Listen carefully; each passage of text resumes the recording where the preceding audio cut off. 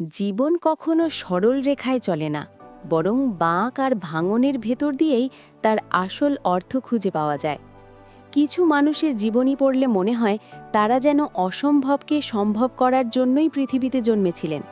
তাদের গল্প কেবল ইতিহাস নয়, আমাদের প্রতিদিনের সংগ্রামের আয়না। আজকের এই কাহিনী দুটি বাস্তব মানুষের জীবন থেকে নেওয়া, যারা অন্ধকারের ভেতর থেকেও আলোর পথ বানিয়েছেন। একজন ছিলেন দৃষ্টি ও শ্রবণ শক্তিহীন, তবুও জ্ঞান ও মানবতার আলো ছড়িয়েছেন সারা বিশ্বে। অন্যজন ছিলেন এক জেলে পরিবারের সন্তান, যিনি পরবর্তীতে দেশের রাষ্ট্রপতি হয়েছেন। তাদের জীবন প্রমাণ করে অভাব, প্রতিবন্ধকতা বা দারিদ্র্য কোনোটাই চূড়ান্ত বাধা নয়, বরং এগুলোই মানুষকে ভেতর থেকে শক্ত করে তোলে। তাদের গল্প পড়লে মনে হয় আমাদের অজুহাতগুলো কত ছোট, আর স্বপ্নগুলো কত বড় হতে পারত যদি আমরা সাহস করে এগোতে পারতাম।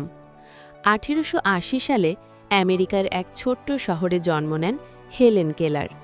মাত্র ১৯ মাস বয়সে এক অসুখ তার চোখের আলো আর কানের শ্রবণশক্তি কেড়ে নেয়। হঠাৎ করেই পৃথিবী তার জন্য নিঃশব্দ ও অন্ধকার হয়ে যায়। কিন্তু অন্ধকার মানে শেষ নয়, এই সত্যটি তার জীবনই শিখিয়েছে। শৈশবে তিনি ছিলেন অস্থির, কারণ ভাষা না বুঝে নিজের অনুভূতি প্রকাশ করা ছিল অসম্ভবের মতো। তার পরিবার বুঝতে পেরেছিল বিশেষ সহায়তা ছাড়া তার ভবিষ্যৎ অনিশ্চিত। তখনই তার জীবনে আসেন এক তরুণী শিক্ষিকা, অ্যানি সুলিভান। এই সম্পর্কই বদলে দেয় হেলেনের ভাগ্য। অ্যানি তার হাতে শব্দের আকার লিখে শেখাতে শুরু করেন। একদিন পানি শব্দটি স্পর্শের মাধ্যমে বোঝার মুহূর্তে যেন হেলেনের সামনে নতুন এক পৃথিবী খুলে যায়। সেই মুহূর্ত থেকেই শুরু তার জ্ঞানের যাত্রা। তিনি ধীরে ধীরে ভাষা শিখলেন, ব্রেল শিখলেন, পড়া ও লেখা শিখলেন।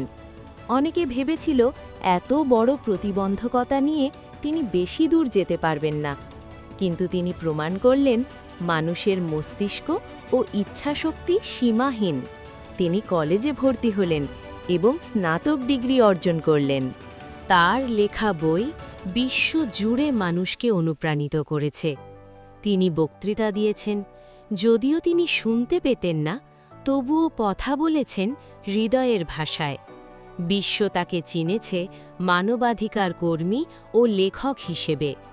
তিনি দেখিয়েছেন অন্ধকারের ভেতর থেকেও আলো তৈরি করা যায়।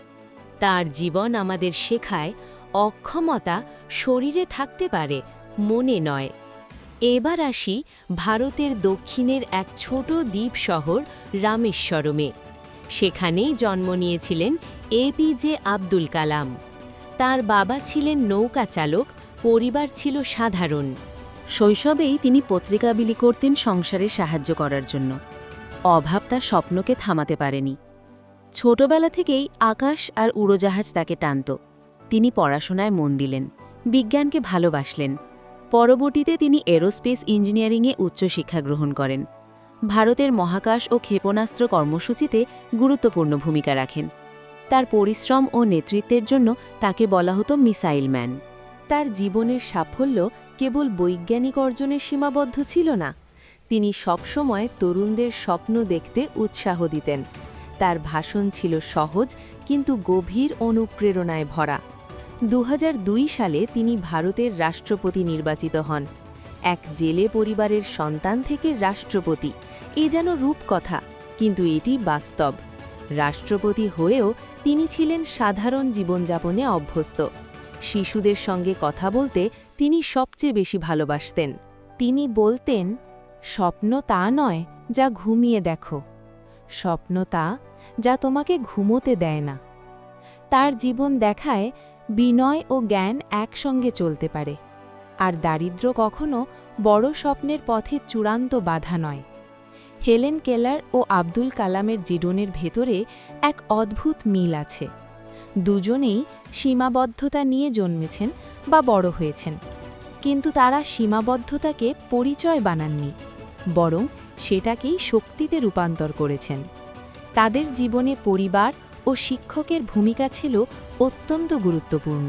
একজনের পাশে ছিলেন অ্যানি সুলিভান, আরেকজনের পাশে ছিলেন তার শিক্ষকরা।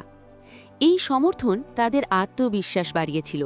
তারা প্রমাণ করেছেন একজন মানুষের সাফল্য কখনো একার নয়, সমাজ, পরিবার ও শিক্ষার প্রভাব সেখানে গভীর। তাই প্রতিটি শিশুর জন্য সঠিক দিক নির্দেশনা কত গুরুত্বপূর্ণ তা তাদের জীবনই বলে। আজকের পৃথিবীতে আমরা অনেক সময় ছোট সমস্যায় ভেঙে পড়ি। পরীক্ষায় কম নম্বর পেলে মনে হয় জীবন শেষ, চাকরি না পেলে মনে হয় সব দরজা বন্ধ। কিন্তু এই দুই জীবনই আমাদের শেখায়, দরজা বন্ধ মানেই পথ শেষ নয়, হয়তো নতুন পথ তৈরি করার সময় এসেছে। হেলেন কেলার যদি অন্ধকার জয় করতে পারেন, আব্দুল কালাম যদি দারিদ্র্য পেরিয়ে রাষ্ট্রপতি হতে পারেন, তাহলে আমাদের ছোট ছোট বাধা কেন অজুহাত হবে? প্রশ্নটা আমাদের নিজেদের কাছে, উত্তরটাও আমাদের ভেতরেই লুকিয়ে আছে। জীবনের সবচেয়ে বড় শক্তি হল আশা। আশা মানুষকে অন্ধকার রাত পার করতে সাহায্য করে।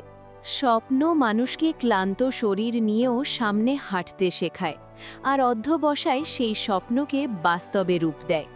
এই তিনটে গুণই ছিল হেলেন ও কালামের জীবনে। তারা কখনো নিজেদের পরিস্থিতিকে অভিশাপ মনে করেননি, বরং সেটাকেই চ্যালেঞ্জ হিসেবে গ্রহণ করেছেন।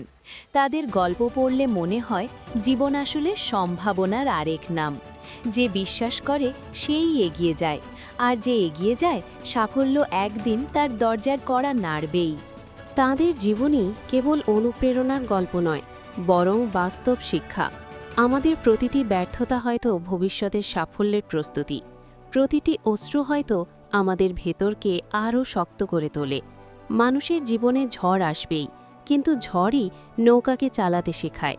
তাই জীবনের গল্প কখনো সহজ হয় না, কিন্তু কঠিন পথই মানুষকে অসাধারণ করে তোলে।